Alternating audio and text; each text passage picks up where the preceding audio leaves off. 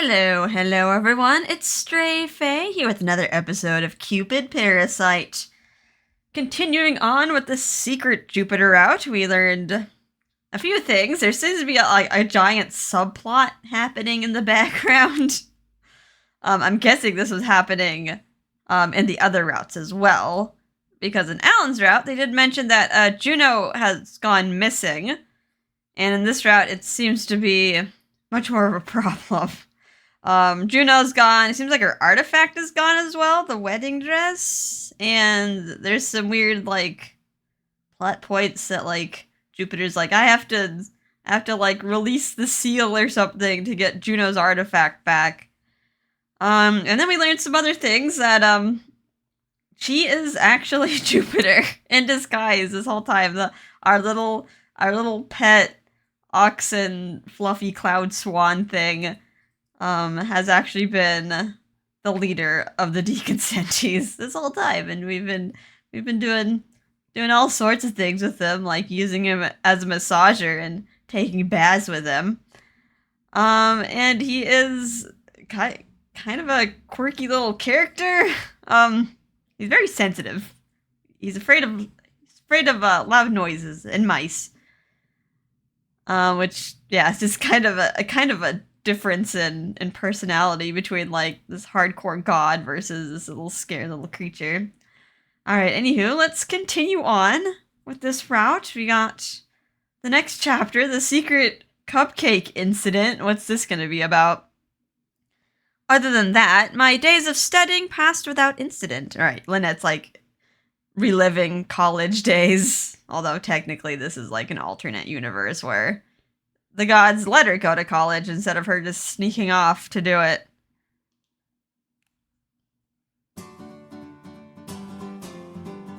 We're going to be talking about the color wheel theory of love again. First of all, does anyone remember all the types of love? Oh, there are 6 types. Agape, pragma, ludus, eros, mania, and storage. Exactly right. Today we're gonna focus on one particular, which is...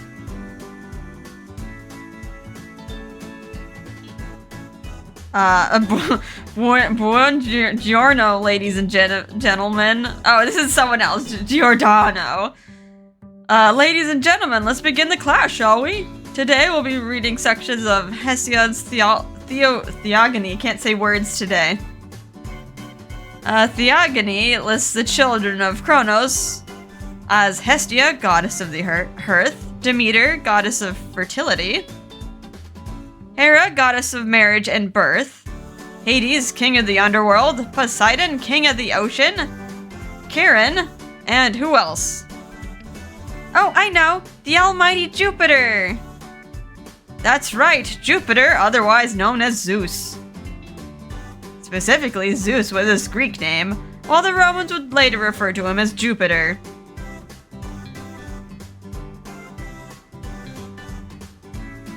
This was a pretty typical day in my relatively calm college life. My friends were kind enough to keep teaching me all kinds of things since they knew I was an exchange student. I was just living a comfortable life with no real problems to speak of.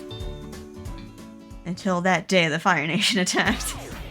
Oh, these guys. Is this okay, another bad boy meeting? Hey, are you taking this seriously? She's well on her way to graduation. Minerva is trying to make us fall in love so she can take our Cupid bow. We only have another 2 years before she returns to Celestia. You do want Cupid, don't you? You don't have to yell, I get it. But how is an impure demon like me supposed to approach her? Still, this is a chance I've been waiting for. It doesn't look like she's ever gonna get a boyfriend. I have to make up my mind. Oh, Alan, if it was your route, I would totally go for you.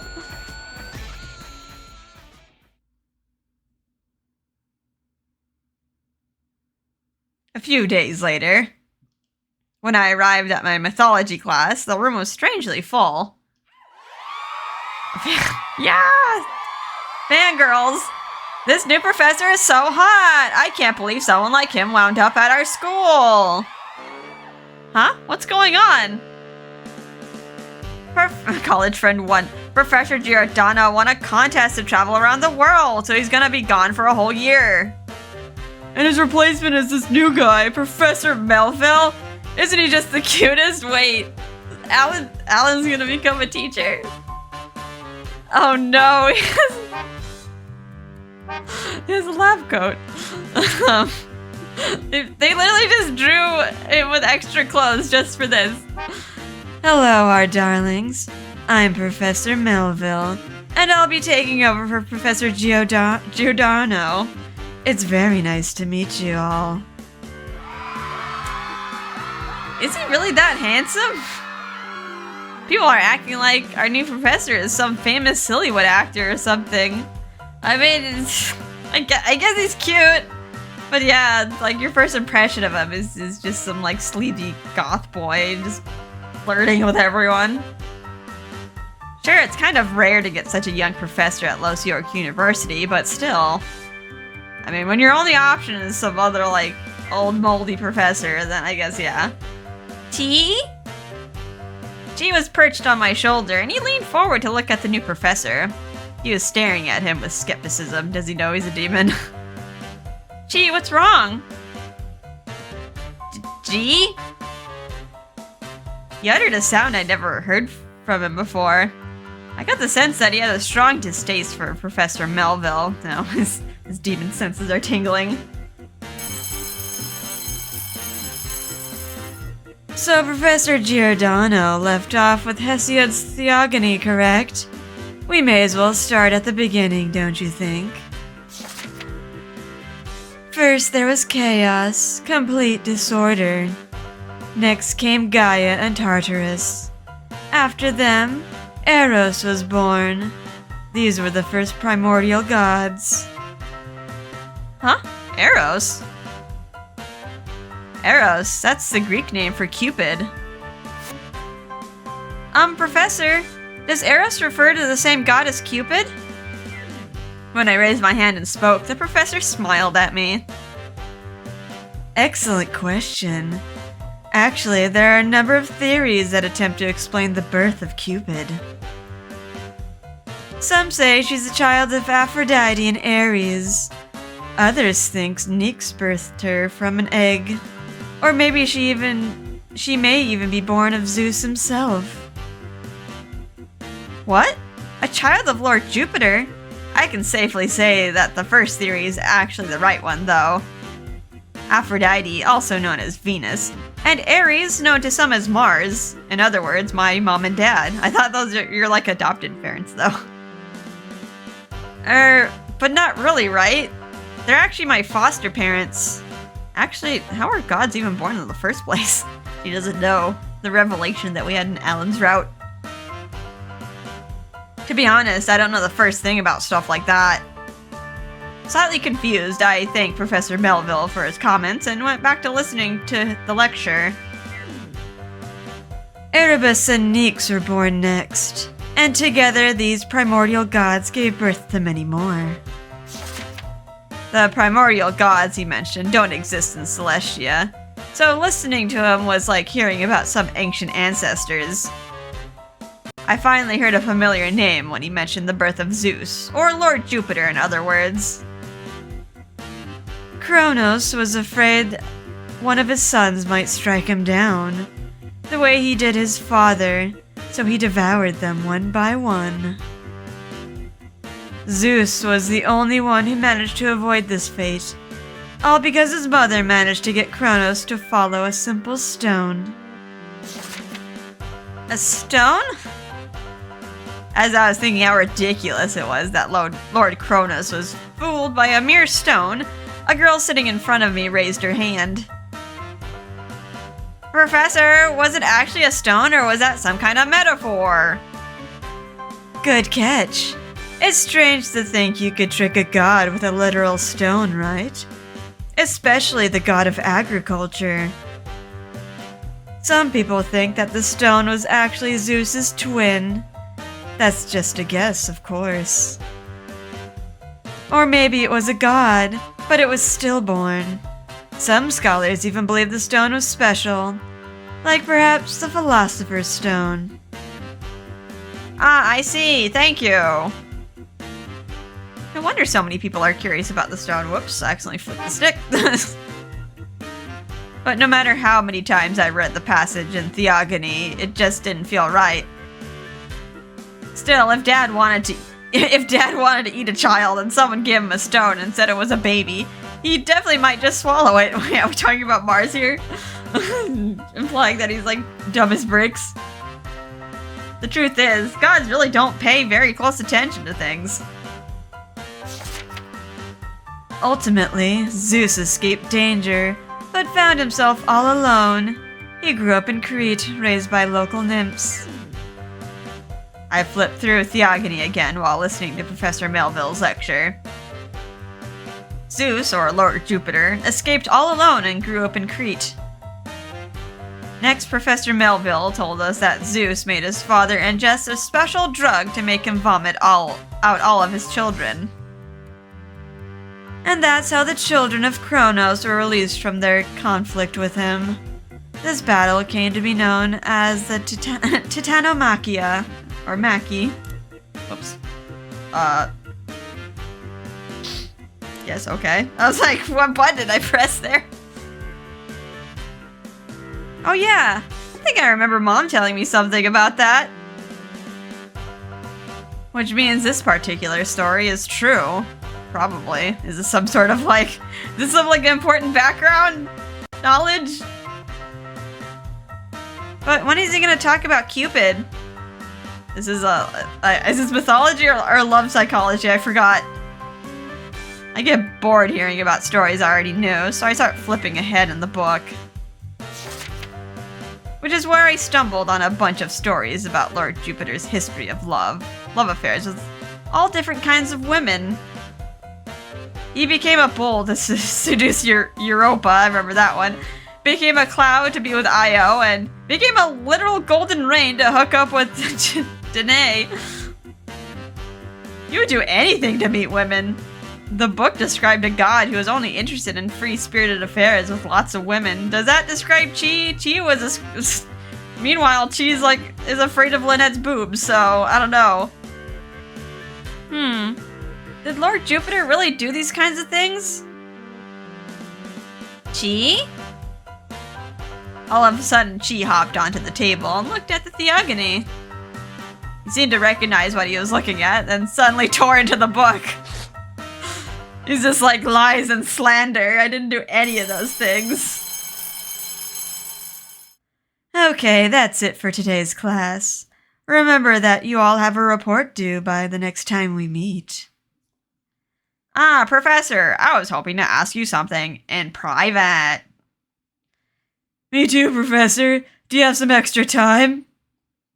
All the women in the class eagerly surrounded the professor. Maybe he's using his incubus powers to draw them in. I was hoping I could talk to him about some parts of the Theogony I wasn't quite sure about. I need to reread some Greek mythology. I did buy some folktale books and some mythology books as well, because they were cheap. They were cheap on Kindle. Maybe I'll give them a read when I have the time. I've been kind of spreading myself thin with all my hobbies. But I didn't see any way to get through the gathering crowd. Besides, Gil and I have plans to meet after class so we can prepare for the campus party. I just love parties. We get to bring tasty food and dance together. Oh, is these college parties or everyone just hooks up? Those crazy university parties you hear about? I put my books in my bag while I was thinking about what snacks I wanted to buy. I was walking past the professor's desk to leave when someone's hand reached out as if to block the exit. Huh? Well, hello there. You want to go on a date with me? That's inappropriate. This is for a teacher. Alan, down, boy. What? It was Professor Melville. All the girls surrounding him let out a single synchronized scream. They looked at me with shock and disbelief. All I could do in return was shake my head. You know, doing that could earn like a lot of ire from the other girls. I'm sure any of these other girls would be happy to. No, I want to go with you. When are you free? How about tonight? Well... He gave me a mysterious smile and took my hand in his. Suddenly, Chi leapt off of my shoulder. Chi! Huh? Chi? Out of nowhere, he sunk his teeth into one of Professor Melville's fingers. Uh-oh. Ow! Let go, damn it! What? Can he actually see Chi? The professor was scowling with pain. Meanwhile, I couldn't hide my surprise. I'd clearly just heard him yell out, "Let go, damn it!" As a divine beast, Chi was totally invisible to normal humans. So Professor Melville shouldn't have known what had hurt him. I mean, he could have just been yelling out, and something bit my finger. Professor Melville, what? Gil? Okay. Chi? And Gil comes crashing in, using his special attack. Next thing I knew, Gil was crying out, and a plate of cupcakes was flying through the air. A plate of cupcakes? I saw them falling in slow motion. What's this effect? Pink cupcakes, mint cupcakes, all falling, spinning, twirling. Ah, gee. Aw. You got slapped by a cupcake. This reminds me of those other memes where they like slap a slice of cheese on a cat. One of them splattered directly onto Chi's face. Hit! Then more of them rained down on Gil and the professor. Oh. Got a hit too. The freaking cream on his face. Hey, what's your problem? You totally messed up the professor's hair. I'm sorry. I was just carrying the cupcakes for today's party and... Oh no, it's sticky. How annoying. Care to join me for a quick bath to clean up? Are you talking to Lynette or Gil? What? With me? What? No. What? Why would I want to take a bath with a guy? I was asking the girl. She's like, no thanks. None of the cupcakes hit me, so... I mean, she might take another bath with Chi. What? Safe! What? Oh yeah, you miraculously avoided them. I guess? Chi! I got the sense that she had helped me avoid all the cupcakes somehow. Shielded her with his body, sacrificed himself to the cupcakes. But obviously no one else could see him, so... What? No way! The cupcake is floating? Oh no. They can't see Chi, but they can see the cupcake. Is it a ghost? Ah! Since nobody could see Chi, it looked like the cupcake that had hit him was just floating there. While everyone else was chattering away, Professor Melville clearly looked directly at Chi and narrowed his eyes. Ah, I see. So he had a bit of protection, I assume. I knew it. He can really see him, can't he? I wanted to follow up on that, but first I had to get the cupcakes off of Chi. I quickly grabbed it and started wiping up the floor around him. Okay, that was cute. It's just your imagination, everyone. Come on, let's just clean up this mess. It's gonna be like one of the 7 wonders of the college. The mystery of the floating cupcake. I'll take the rest of the cupcakes up to the party. Gil, Professor, you should go and clean yourself up. I'm sure the dorm showers are free right now. I sent them off, then grabbed the cupcakes and headed for the meeting spot. A few days later, okay, skipping ahead. A friend of mine told me our little accident had been known as the floating cupcake incident and entered the Los York mythos.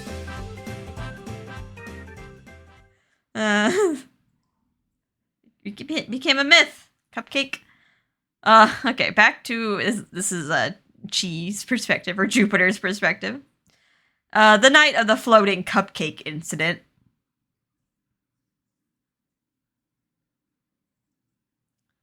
Lynette light snoring. Chi.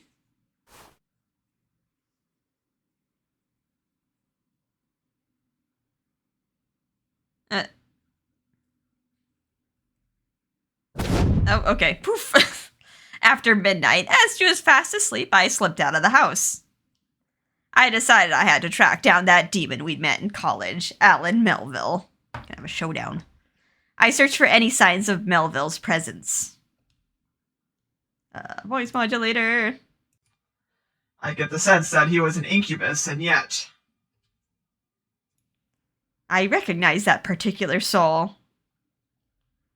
Its form and figure had changed significantly, but... I'm sure of it. He was once an angel born under that sky that I loved so much. The angel that had been paired with her, with Cupid. Information that we learned in Alan's route, that Alan was Lynette's little angel half 400 years ago. On that day, I had been looking down at Elysium from Celestia, just as always.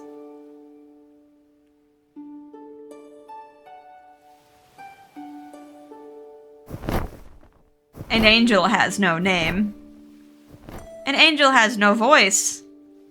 But these angels enjoyed their shared existence as much as possible every day of their lives. I enjoyed looking down at those two for as long as I could remember. They always looked like they were having so much fun. They clearly cared for each other very much. Whenever I had a spare moment, I spent it observing their affection. Completely unable to talk with one another, they still cherished each other's presence. What kind of love can allow for that? If I'd been capable of understanding all the different kinds of love back then, could I have figured it out? There are many different types of love in this world, but I was really only familiar with familial love. Agape, devoted love. Pragma, pragmatic love. Ludus, playful love. Eros, physical love. Mania, enthusiastic love. Storge, congenial love.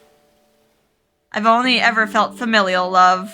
Love of passion, jealousy, possessiveness. Those were never granted to me.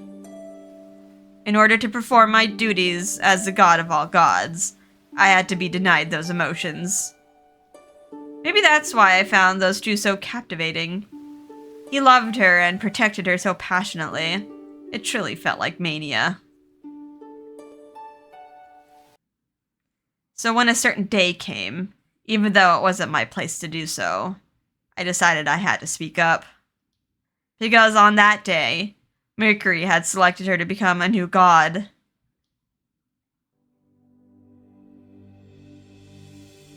Our former Cupid had disappeared suddenly, and I visited Mercury, the messenger of the gods, to ask his opinions about the situation. It could have been one of the Cupids that fell in love and became a human, or maybe one that Minerva accidentally offed. When I arrived, he was staring to the mirror of Elysium in order to choose a new set of gods. Mercury. You still don't have a portrait for Mercury, so... that one for the next Cupid, and that one for the next Nike. They just, like, pick by random. That's...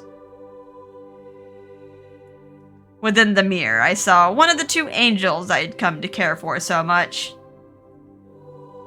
She was going to become Nike? Understood, my lord. I'll make the necessary arrangements right away. The divine soldier left to begin the process. Mercury, you think that angel would make a good Nike? At the sound of my voice, Mercury turned and looked at me, surprised. Yeah, Lord Jupiter. Yes, she displayed both innocence and curiosity. I'm sure she'll make a wonderful Nike. Nike, the goddess of victory. In other words, the goddess that presides over war and combat. Nike spends most of her time on the battlefield, so there tends to be a lot of turnaround for that position. Oh.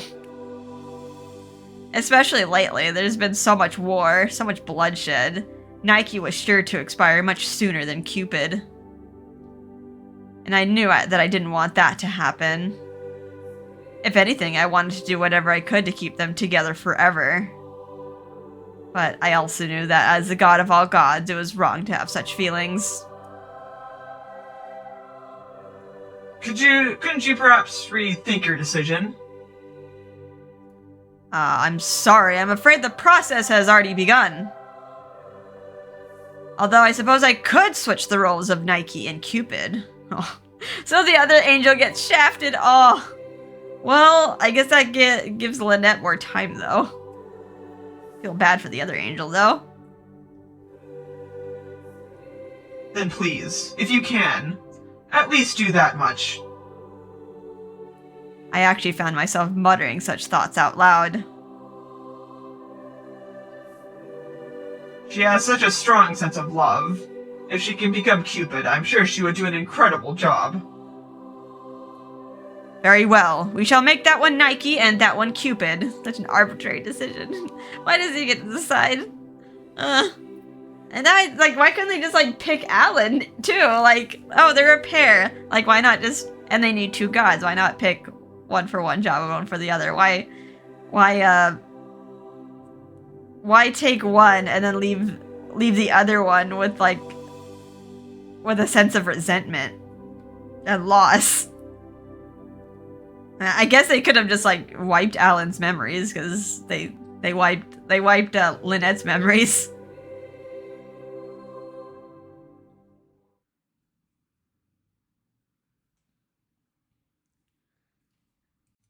It wasn't my intent, but ultimately I ended up separating the two of them. And now I'd finally found that other angel.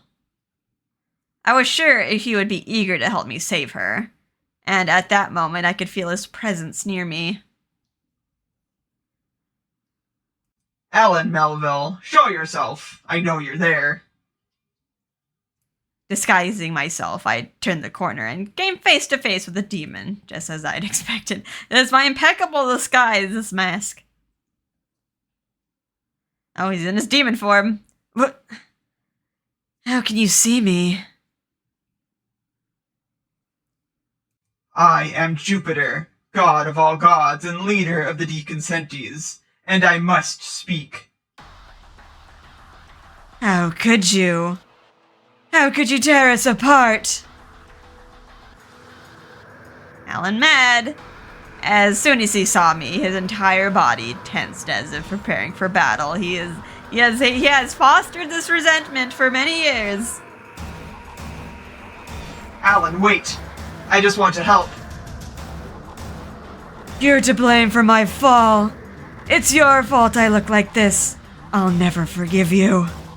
I'm going to destroy every last one of you. I mean, they kind of deserved it. Even if Mercury was the one who had to be the ass, like Jupiter was technically in charge. Apparently, he regarded me as his greatest enemy. Murderous intent burned within his eyes. I decided it was best for me not to stick around. Are you getting a little bit scared of him? I mean, before you ganked him with like a few bolts of lightning. If we come to blows here and now, humans will surely suffer for it. I have to get out of here. I called down a bolt of lightning to strike the ground in front of him. Gee! Damn.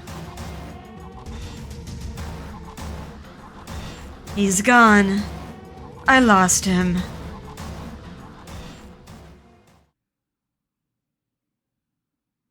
We're learning so much here. This is like the revelation chapters. Chi. Oh, Chi. I'd escaped by the skin of my teeth. Arriving home, I dove into her bed. That was surprisingly frightening. I've never gotten used to crisis situations like that. Gee. Ah, this bed is so nice and warm. I can't imagine a safer, more comfortable place. However, I failed my mission to enlist his help. I thought I could count on him to help protect her from whoever's after her. It turns out it's him. He's after her. It's kind of weird to give Jupiter's voice to Chi, but I guess this is his inner monologue voice. I had no idea he held such a massive grudge against all of the gods. Not only could I not count on him helping us, but I had to consider the fact that he might be the one that was threatening her. I have to protect Cupid at all costs.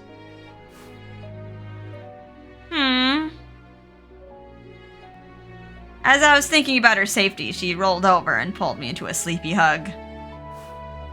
Gee! I couldn't stop myself from calling out, but luckily she didn't wake. Light snoring. Clearly her sleep was undisturbed by troubling dreams.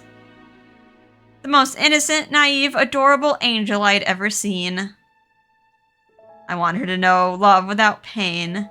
I want to preserve that delicate heart of hers. None of the other deconsentives were capable of feeling such emotion. I will protect her and make sure she's able to become the next Juno. That's the only way I can keep Cupid's soul from disappearing forever. Yeah, because apparently Cupid, being Cupid, is quite draining on the soul, but becoming Juno, the deconsentives, preserves it forever. So some weird rule about the artifacts.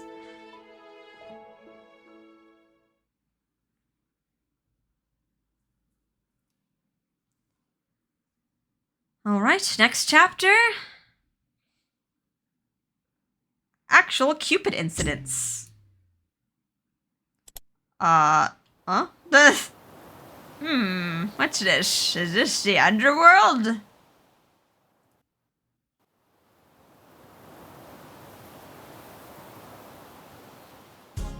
Oh, okay, we only got a glimpse of that. What was that?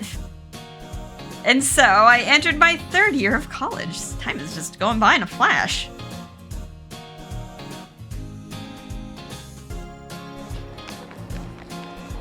Sorry to keep you waiting.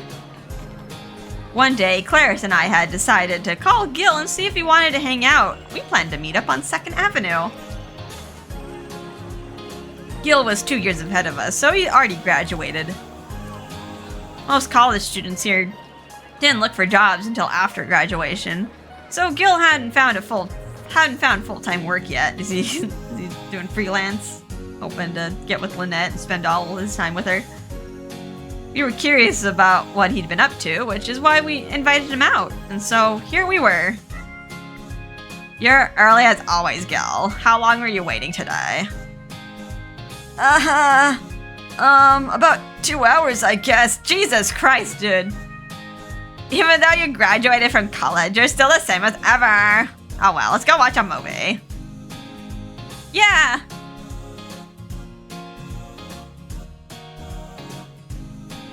We decided to check out the latest romantic comedy. The protagonist didn't live out his love. It really is cool to devote yourself to someone. I like casual relationships better. I want to run away if someone actually confessed his extremely passionate love. Lynette's gonna be like, oh no, Gil likes Clarice.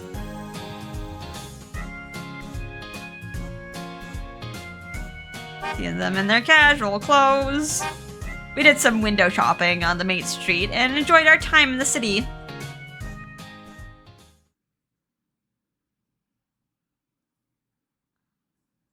So how's it going, Gil? Has your workplace been decided? We were at Cutie's Diner, enjoying their famous huge duck burger.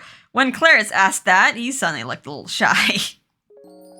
Oh yeah. I became an editor, but I'm a freelancer, so it's not like I'm working at a company or somewhere. Oh, really? Wow, that's great. As long as we're all together, we should celebrate. Thanks. You said you wanted to work as an intern, right? Did you decide on the company? Well, to be honest, I have no idea where I want to apply. You're working as an intern? Wow, you're so diligent. Well, I figured I probably should, right? Officially, my study abroad program ends as soon as I graduate. So if I don't get some work experience now, I might not get another chance later on. Ever since coming to the human realm, I've always wanted to try working for a company at least once. Oh, I also heard that a few companies are planning to come to campus to do some presentations. Clarice, why don't we check it out together? Maybe we can intern at the same place. Wouldn't that be awesome? Yeah, that does seem fun. But I'm thinking of studying abroad next month. Don't you want to explore while we're college students? What? You want to study abroad? But the month is almost over. Is it super far away? Are you going to be gone for long? I had absolutely no clue she wanted to study abroad. So in my shock, I just kept spewing out question after question. I guess she probably took the job at Cupid Corp just to keep tabs on Lynette the whole time. I assumed we'd be together until we graduated, so I couldn't help but feel a little sad. But yeah, why does she want to study abroad now? Does she still need to keep tabs on Cupid? Oh, please, don't make such a sad face.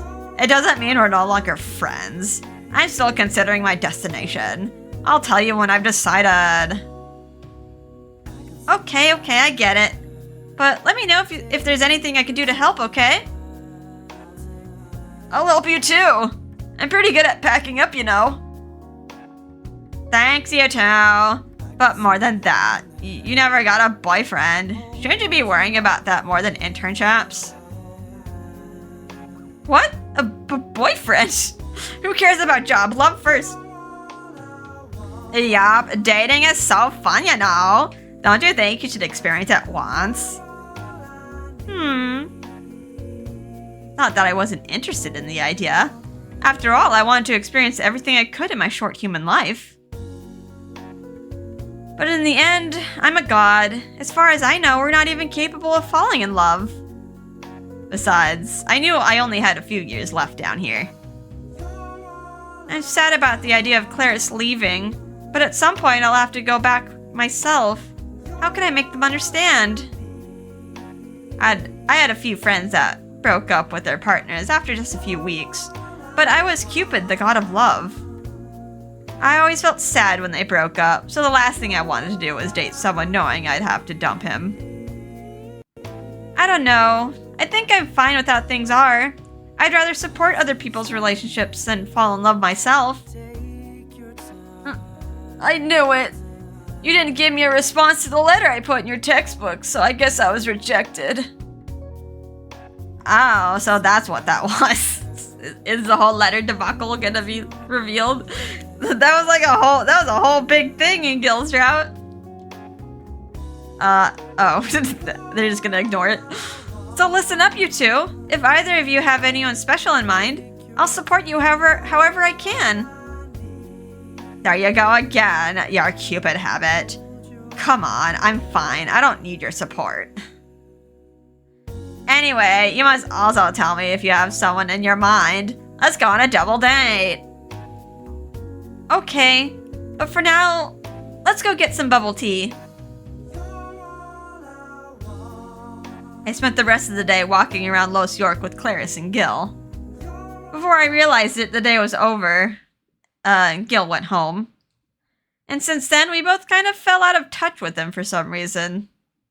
I don't know, he thinks he was rejected, and Lynette's just like, whoosh. A few days later. Oh. Is this Shelby? This is Shelby's theme song. I like how all the dudes have their own theme song. I'm Shelby Snail, founder and CEO of Cupid Corporation. Some friends and I had come to listen to this Cupid company give their pitch, and I was immediately interested. Gonna intern with them. Marriage agency? It's like it was made for you. I looked down at the materials they handed out, and then back up to the company CEO standing on stage. We'd come after we noticed an announcement on a local bulletin board talking about some internship opportunity presentations. It's no surprise that a company with Cupid in its name had caught my attention. Not a great reason to show up, but still. I had no idea there was a company out there doing the same thing as the actual Cupid. Who could have guessed?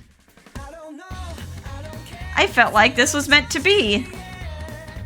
As he talked about their company philosophy, I got into it more and more. By the end, I felt like I was walking on air. Our goal is to become the most successful and reliable marriage agency in the city for busy Los Yorkers. Our slogan is, from your first encounter to your final vows. Our 7th Avenue location offers a cafe and auditorium along with... The CEO went into an extensive detail about the Cupid Corporation structure. The more he talked, the more I felt like his company was worthy of the title of the Human Cupid. Sitting in the front row, I focused on his every word to make sure I didn't miss a single thing. I opened the brochure they'd given us and made notes as I listened to his speech. Suddenly, a friend sitting next to me whispered something in my ear. Hey, did you hear? Apparently Mr. Snail is like super in love with his wife. Huh? Wow, really? He did a whole TV interview about it. Apparently he couldn't just stop talking about her. I was kind of surprised to hear he was married. He seems so young. He's like 30. But it doesn't look like he's wearing a wedding ring. I'd heard some couples just didn't believe in wearing wedding rings. I figured maybe they were just one of them. I mean, sometimes it feels weird to wear stuff on my hands. I feel weird about wearing stuff on my neck too, so like, even though I like jewelry, I can never seem to like wear it. Excuse me, would you mind if I ask a question about you and your wife? Well, I am very sorry, but I'm not able to answer personal questions at this time. She doesn't exist. In that case, can I ask a question? What type of matchmaking process does your company use? I had quickly raised my hand and asked a question of my own to cover for my friend's awkward outburst. I can't go into details of our algorithm, but basically we rely on the raw numbers our members provide with us. Numbers? Each member fills out a profile sheet where they rank their tastes and preferences using a numerical scale. Essentially, we translate their personalities into raw math. Our system then uses that data to match up compatible members. Wow, amazing! So everything is digitized? But what if a potential member just fills in made-up numbers? Ah, you seem to have an eye for this kind of thing. Well, what would you do in that case? Maybe just take a closer look at them person to person? I'm afraid that's wrong. Of course, we do employ the skills of an experienced bridal advisor. But actually, we can also detect potential lies based on how they enter their data as well. Vanity, honesty, we can actually evaluate their tendencies based on how fast they actually answer their questions. So, did they do that in our love test?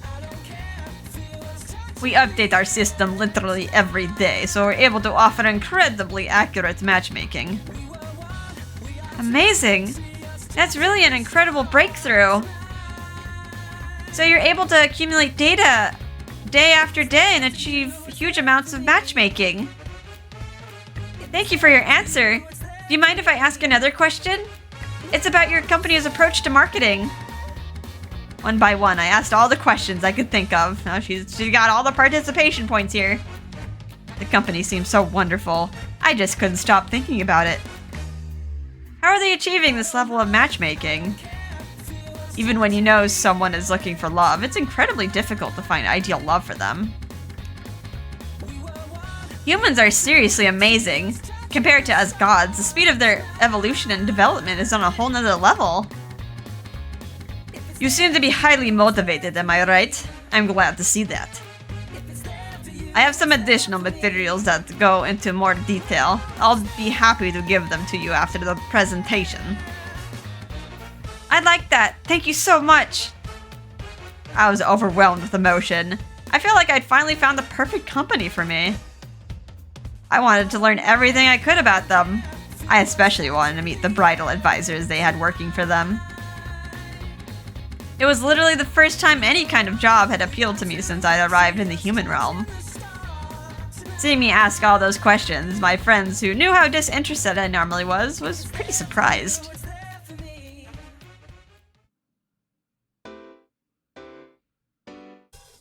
Ah, that was so awesome! After the presentation, I glanced through the company materials again. So they use their patented Cupid system to match you up with your perfect partner. So humans can take the same compatibility that I see with my Cupid's bow, then translate it and turn it into a number. To be honest, it's nothing less than a complete revolution. I really want to get an internship with them. As I was thinking about Cupid Corp, a shadow suddenly appeared before me. Hi, how'd you get in here? Hello, our darling. So, did you learn anything worthwhile? Ah, Professor! I didn't expect to see you here. Were you here for the presentation too? Well, to tell you the truth, I'm here to ask you out on a date. Wow, he's being really forward this route. One before he's like, I can't be with you. It's not right. Let me push Gil onto you. I just gave up on Gil early. Huh. Actually, I run a luxury pillow store on 9th Avenue, and I was thinking I'd love to give you a nice pillow as a gift. That's a lot of jobs. You're professor and pillow salesman? Chi! Ah, Chi. Chi started doing a figure 8 flybys by Professor Melville. It's like a fly. But... oh. Chi! With a flick of his wrist, the professor managed to shoo him away. Wow, that's pretty bold, considering how powerful Jupiter's supposed to be. Huh? What the? My apologies. I thought there was a fly buzzing around my head.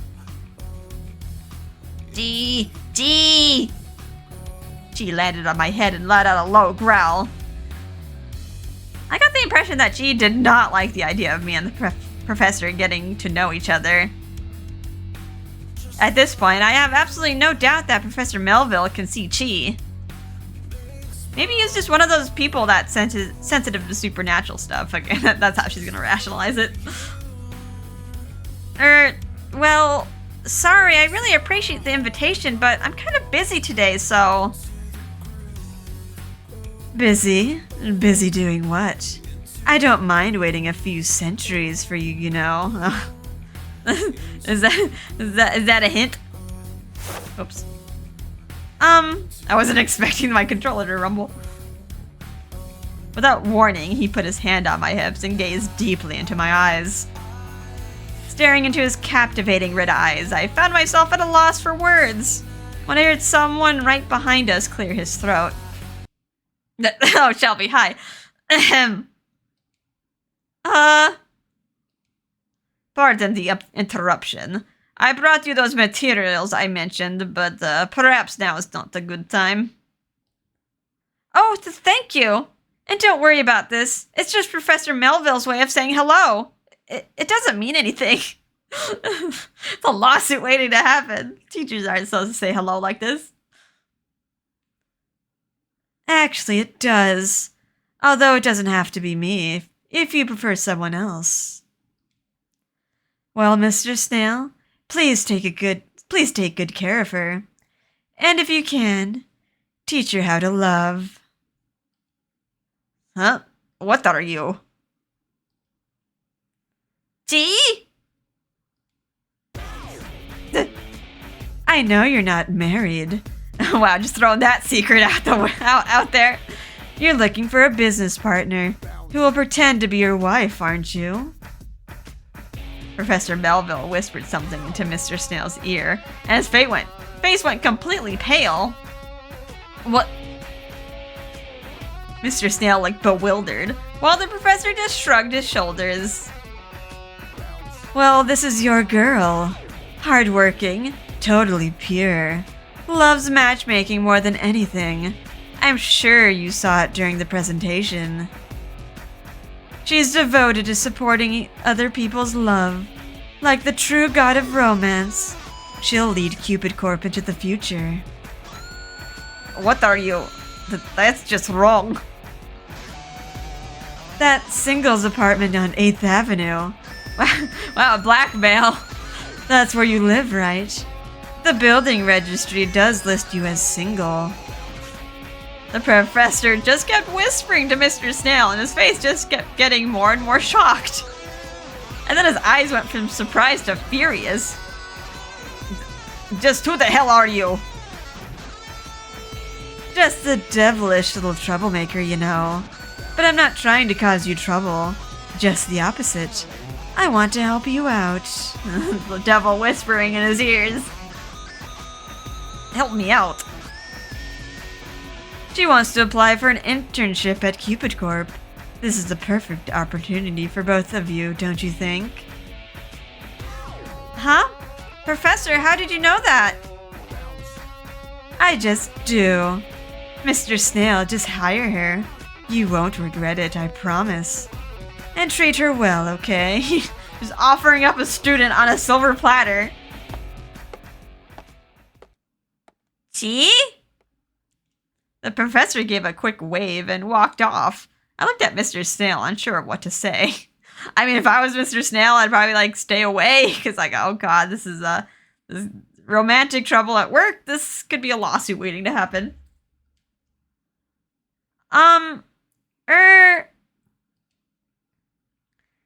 Is there something going on between the two of you that I should know about? No. He's just a professor here. He teaches mythology. So you two aren't old acquaintances or anything like that. I mean, technically, but... No, not at all. But if I may ask, what did he say to you? Mr. Snail had gone pale, then beet red. Oops, why do I keep pressing buttons? Obviously whatever Professor Melville said had upset him. I'm kind of afraid to press the button again, but... let me just save just in case. It said all skip. I'm like, wait, I don't want to skip anything. Just in case it starts, fast forwarding out of the blue. No. That's quick save. What did I push? Red skip. Okay. I guess that just, toggles the skipping button. Obviously whatever Professor Melville said had upset him. I was worried that he'd offended him somehow, but Mr. Snail just gave me a serious glare. Is it true that you want to apply for an internship? Oh, yes. That part is definitely true. Before today, I had no idea there was a company as amazing as yours out there. Everyone else always just prays for love to find them, but you're out there matching people together on your own. I love that. Okay, I need some water. Do I want water or coffee? Coffee probably will dehydrate me, but... take a sip of both. Enjoy the nice bittersweet coffee.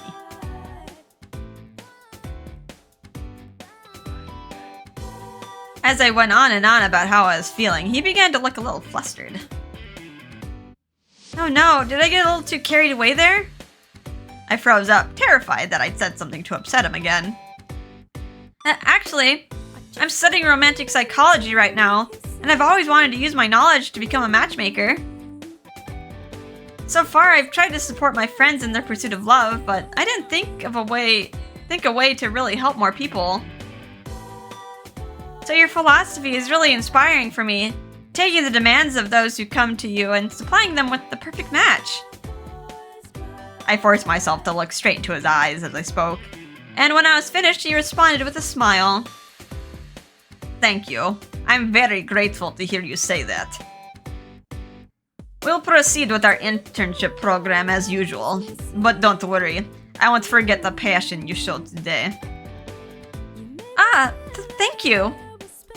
Mr. Snail just gave a small nod before departing. Alright. It was basically a complete coincidence, but ultimately I was able to talk one-on-one with the company CEO. What an opportunity, girl. Good job. I was still curious what Professor Melville had said to him, but whatever it was, everything had worked out in the end. Tea. He was making quiet sounds to himself, as if he were thinking about something. He was propping his head up with his stubby little arms. The scene was so funny, I couldn't help but burst out laughing.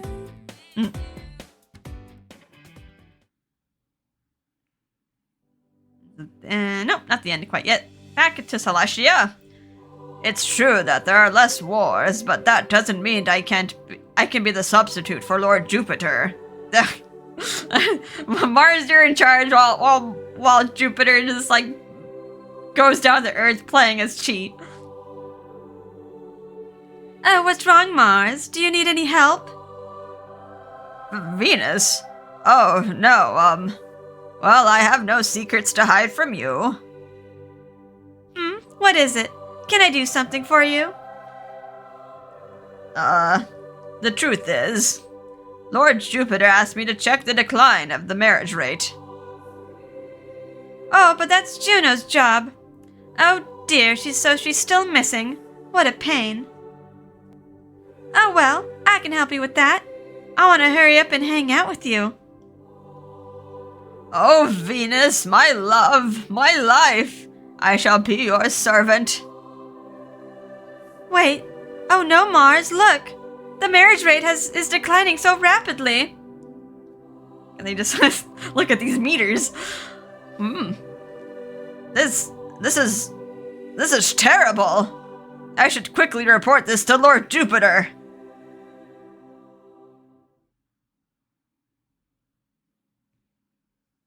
Okay, back to Chi/Jupiter's perspective. One night.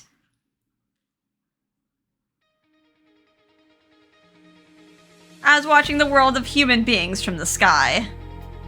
My job as Lord God Jupiter. Hearing the reports from Celestia, I go check if the people are living their healthy lives. This is bad. The marriage rate in the world of humans is declining extremely rapidly. There's only one reason why. It's because of Lady Juno's disappearance. Unfortunately, the 12 Olympians have a big influence on the world of humans. So all the gods have no doubt that they're always the right one.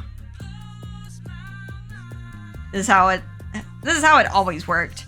For over 2,000 years, since humans built monuments to us as totems of worship. For most, that satisfies the description of gods. But I've begun to question what really makes a god a god. Well, I have been for 2,500 years since that incident. However, I never thought that being born as a god makes you absolute. I recall that god's face. It still haunts me. Which god? What was that? I have palpitations just by remembering that face. I'm frightened and my whole body tries to run away. Is it Cronus? Because Cronus tried to eat all his children, right? I'm sure that their way of doing it is wrong. That the way of the old gods is outdated. I was convinced that he had fallen, despite knowing of his attempt to return to Celestia. Is that rule really right? I don't think he committed a sin. That's why I wanted to ask that fallen angel for help, but... He was angered just from seeing me. He also said he would never forgive the gods. If he goes on like this, he'll never lend me a hand. Seems like I have to do it alone. There's no doubt that there's a traitor somewhere in Celestia. Which god in the 12 Olympians is the one betraying me? The god who once browsed the chapter of Cupid in the Divine Artifact Apocalypse without permission. No. It has to be Minerva, right? Only the gods and the deconsentes can enter my room. And I was the only one who could read the Divine Artifact Apocalypse. But there was clearly a sign of somebody reading it. I should not let my guard down. But even though I searched, I couldn't identify who did it. There's no traces left behind. Maybe Minerva did her artifact jamming. Also, many gods are missing recently. Too many that I suspect that someone is purposely eliminating them. It can't be helped.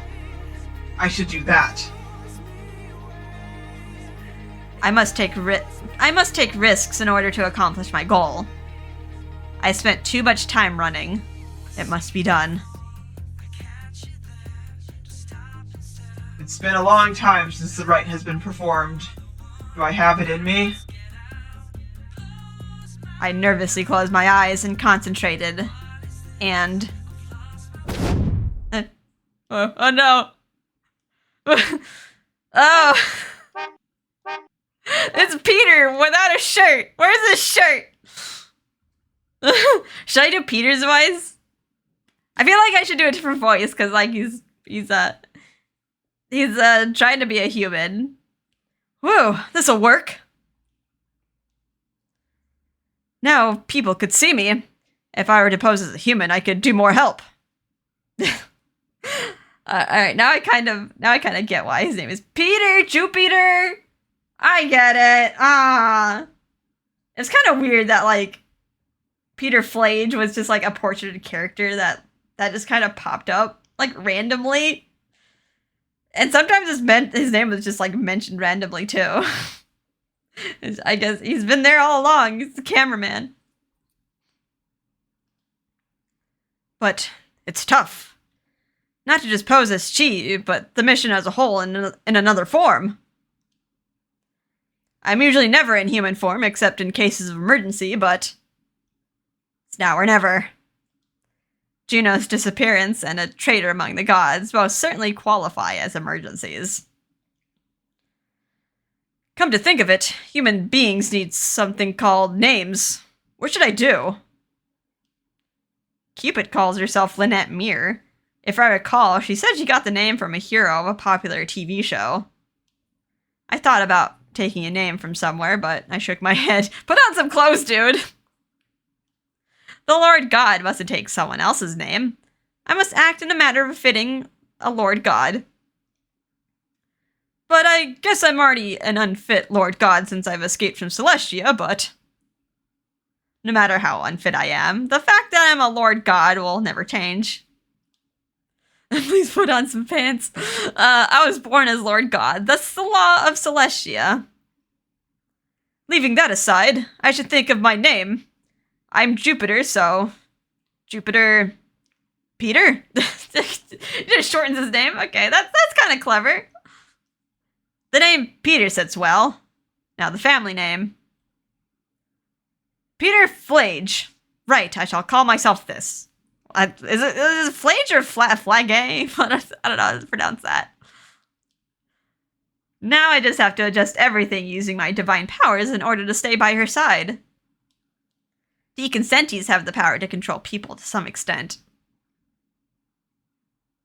Alright, his human disguise is complete. Oh, so this is Cupid Corporation. She's all excited. Aw, field trip. On this day, I was here at Cupid Corporation alone. I sent my resume and cover letter, and since I passed the screening of my documents for an internship, I'm here to have a job interview. Ugh, I'm so nervous. If I fail today's interview, I cannot work as an intern here. But if I pass, I'll be able to work as a bridal advisor at this company. I'll do this. I can't call myself Cupid without experiencing working as a bridal advisor. Gee! Chi stuck out his short frontal paws as if to say I'm absolutely right. Lord Jupiter, please wish me luck. Chi Chi! I quickly glanced at my appearance to make sure I was presentable. Then I looked upward at the Cupid Corporation skyscraper. Then I started walking towards the entrance.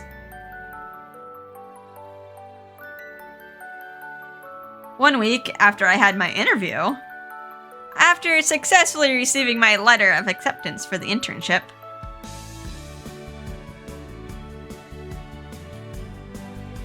cheers for my recruitment!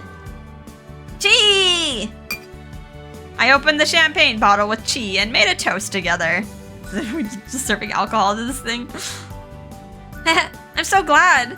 I was recruited as an intern at Cupid Corp, the company I've been dying to work for. Now I'm a bridal advisor. Chi, chi, chi! Will Lord Jupiter be happy about this? Chi! Chi nodded strongly as if in agreeance. Thanks, Chi. Chi was drinking champagne from the champagne glass skillfully. Wait, divine beasts are allowed to drink, right? An anxious feeling suddenly hit me.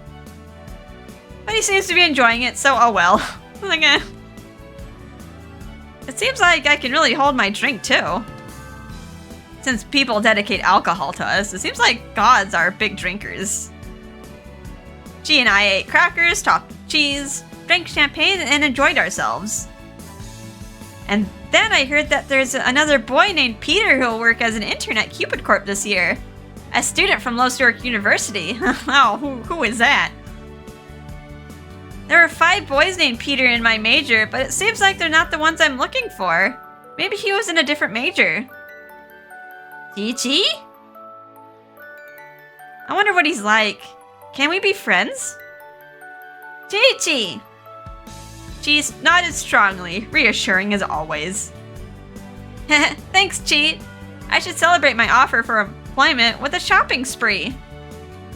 Oh wait, there's no dress code, right? But I want new clothes for work. Can I get her work outfit, her fancy work outfit? Chi! Chi! Chi! Chi? What's wrong? You look anxious. Is it not in the budget? Chi! Chi! Chi Chi! Chi let out a big sigh and chugged alcohol as if he couldn't control himself. Oh, Chi, I know you're a big drinker, but you shouldn't chug that much. Chi? Oh no, is he drunk? I thought the gods couldn't get drunk on alcohol. I thought like only chocolate did it to them. She burped with a drowsy face. He was definitely drunk. Uh-oh. Come on, I told you. Chi, Chi, Chi, Chi. Chi snuggled his face to my shoulder and tried to drink another bottle of champagne, even though he was almost passed out. Uh-oh, is he gonna get all cuddly in his drunkenness? Hey, no more alcohol, okay? Bad Chi. When I took the champagne glass away, Chi rubbed his cheek against mine, letting out an unsatisfied voice. Chi! Because of his drunkenness, the level of physical affection seemed to double. Would Lord Jupiter be angry at me for getting his divine beast drunk? Lord Jupiter had an air of scrutiny about him, as if he couldn't condone any mishaps. I hope he's not watching me from Celestia. Here, Chi, drink some water? Chi! Chi! What? Yes. Chi raised his forelegs, but soon landed on my lap unsteadily and fell asleep. Okay, he's sleeping. He's drunk and now asleep. He's supposed to be a divine beast, but he acts like a person. Chi! Chi! Chi curled up as he talked in his sleep. Oh, look, he seems really pleased. When I patted his head, Chi satisfyingly sniffed and began to snore. I hope my internship will go well. I recalled the recent events with Chi on my lap. I can matchmake as good as any Cupid while in my human form in the human realm. I was more excited than anxious.